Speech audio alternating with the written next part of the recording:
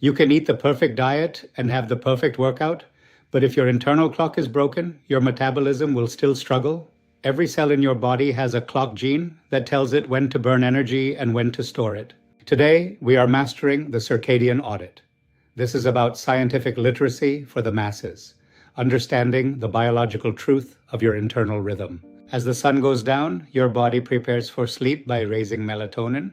This is your biological night shift starting, but there's a secret connection most people miss. Melatonin is more than just a sleep hormone. It's a metabolic signal. It tells your pancreas to go to sleep alongside your brain. This means your insulin sensitivity drops significantly at night. Think of your pancreas like a factory that closes its doors at sunset. If you eat a late night snack at 11 p.m., your body can't process that sugar properly.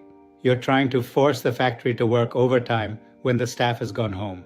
We see clinical data from the Lancet showing why night owls are at higher risk for insulin resistance. Your metabolic engine is simply downshifting. Between 10 p.m. and 2 a.m., your body enters its most intense repair phase, called autophagy. Think of this as the housekeeping wave for your cells. If you are awake and looking at blue light during this time, you blunt your growth hormone release and stop this cellular cleanup in its tracks.